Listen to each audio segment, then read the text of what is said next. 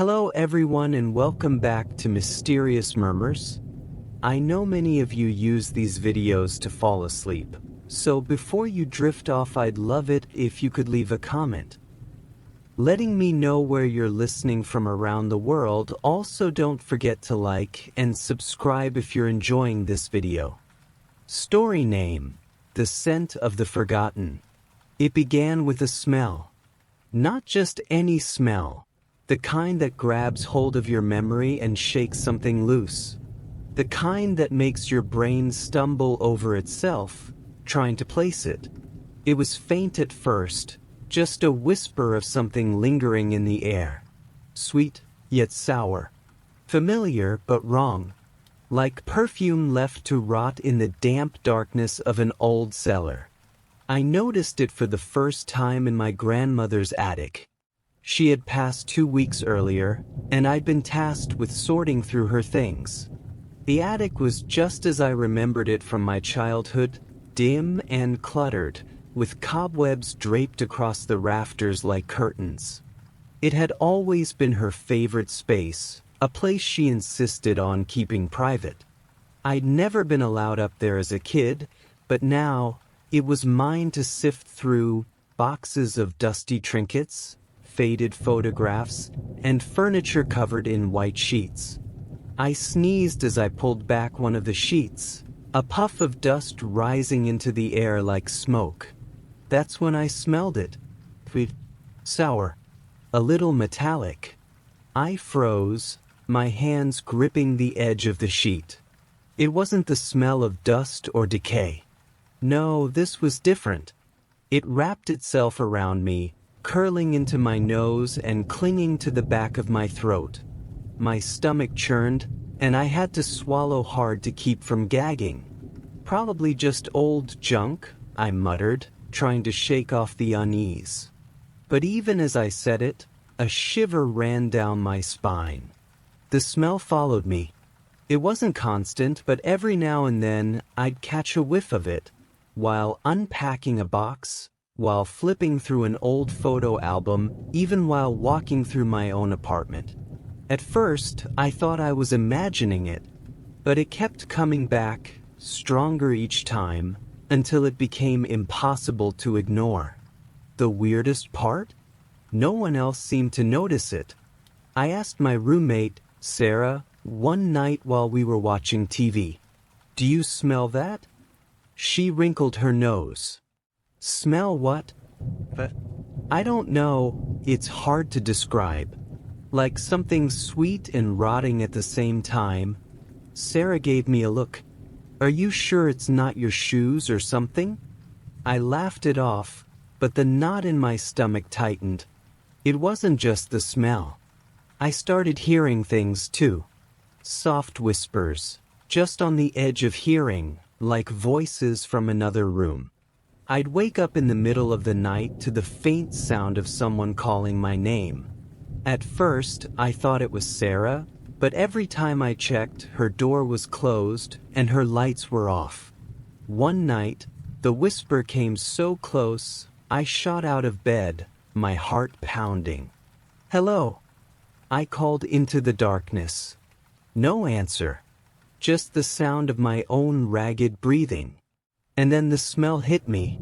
It was stronger than ever, filling the room like a thick fog. Sweet, sour, metallic. I gagged, covering my nose with my hand, but it didn't help.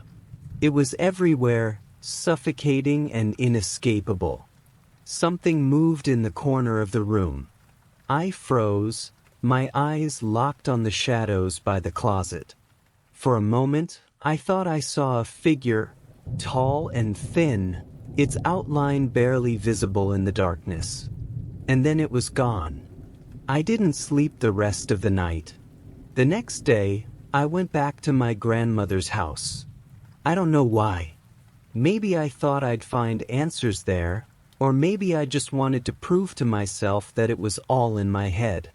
The attic was colder than I remembered, the air heavy with the same cloying scent. I rummaged through the boxes, searching for what? I wasn't sure. Something. Anything. That's when I found the journal. It was tucked away in a box of old clothes, its leather cover cracked and worn. The pages were yellowed and brittle, filled with my grandmother's neat handwriting. The entries started out normal enough. Notes about her garden, recipes, little observations about the weather. But as I flipped through, the tone began to change. Something's in the house. One entry read, "I can feel it watching me." Another, "The smell is getting stronger.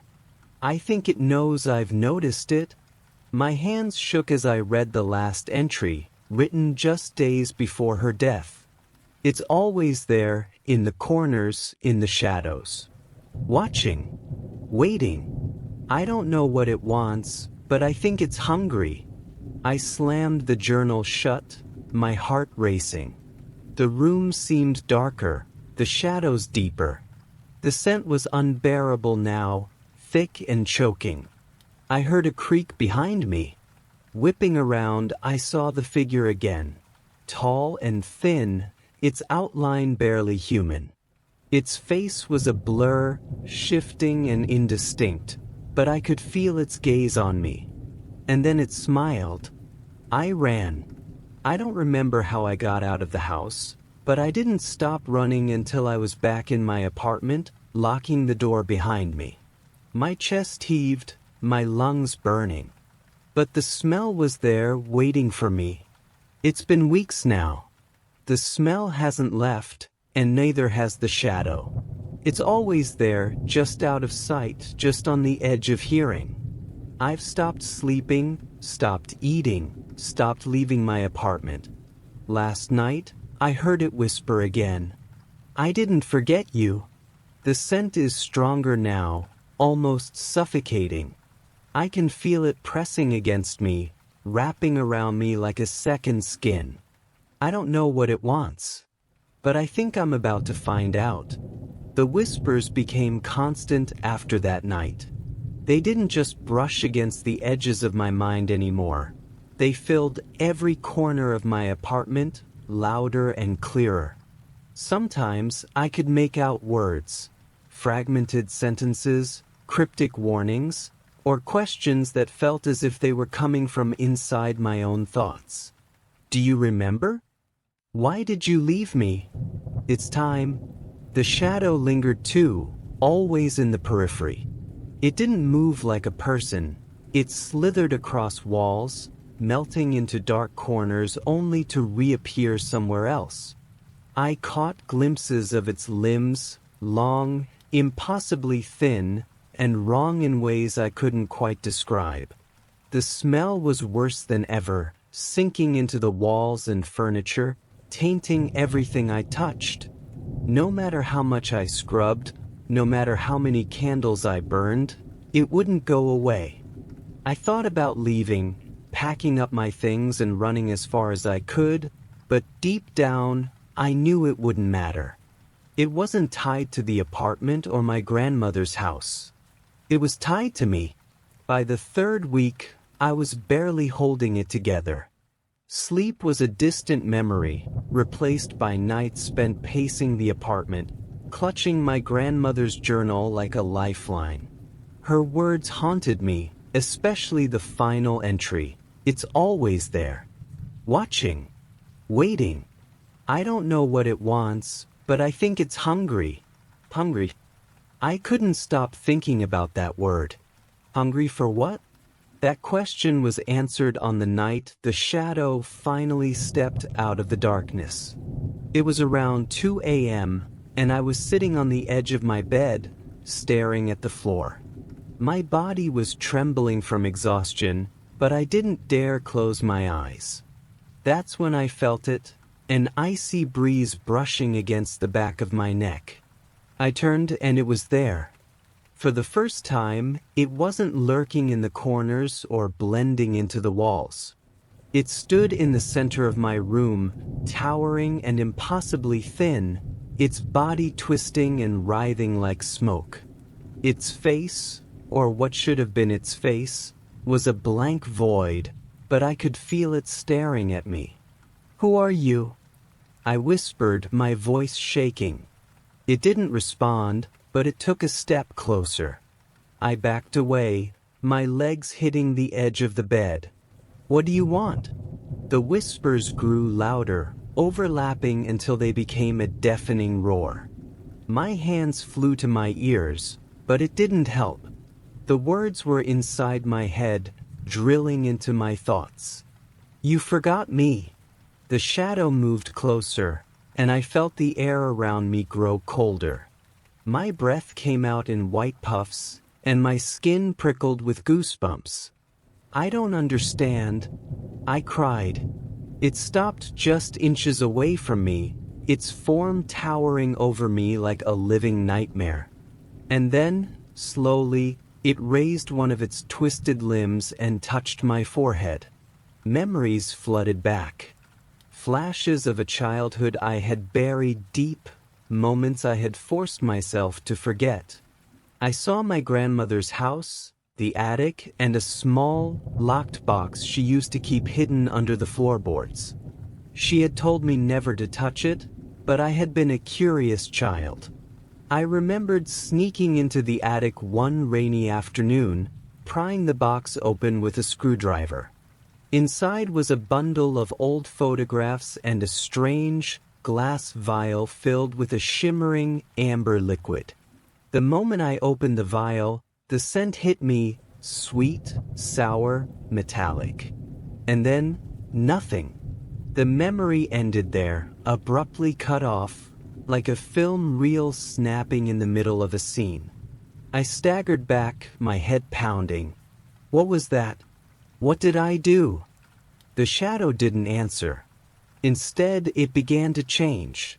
Its form grew smaller, its limbs retracting until it was no longer a towering monster, but something else entirely. A child.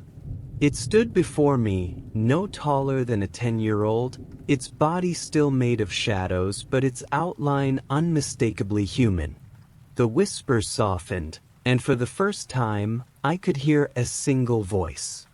You left me. My heart clenched as the realization hit me. This wasn't just some entity or ghost. It was a fragment of something I had locked away. A memory, a presence, something I had unleashed and abandoned. I didn't mean to, I said, my voice barely above a whisper. The shadow child tilted its head, its featureless face somehow radiating sorrow. You forgot me. And now I'm hungry. The words sent a chill down my spine. Hungry for what? For you. Before I could react, it lunged at me, its shadowy form dissolving into smoke and wrapping around me like a cocoon. I screamed, thrashing against it, but it was too strong. The scent filled my lungs, choking me, drowning me in memories I couldn't escape. I saw flashes of my grandmother again, her face lined with worry as she begged me to stay out of the attic. I saw the glass vial, the amber liquid swirling inside. I saw myself, older now, packing the vial away and forgetting it ever existed. And then I saw the shadow, the child, emerging from the attic that same night, its form twisting and growing as it fed on my fear. It had been with me ever since, lurking in the corners of my mind, growing stronger each time I ignored it. The world spun, and I felt myself slipping away, the shadow tightening its grip. But just as I thought it would consume me entirely, something shifted. The whispers softened, the scent faded, and the shadow loosened its hold. You remember, it said, its voice no longer angry but relieved. The darkness receded, and I found myself alone in the room, gasping for air. The scent was gone, the whispers silenced. But I knew it wasn't over. The shadow had been a part of me, something I had created and forgotten. And now that I remembered, it would always be there, lurking in the corners, waiting for the moment I let my guard down. Because some things, once unleashed, can never truly be forgotten. If you've enjoyed this journey into the unknown, don't forget to like the video and share your thoughts in the comments below. Have a tale of your own or a legend you'd like us to explore? Let us know. You might just hear it next. Be sure to subscribe and hit the bell icon so you never miss a story. Because here the darkness is always waiting just for you.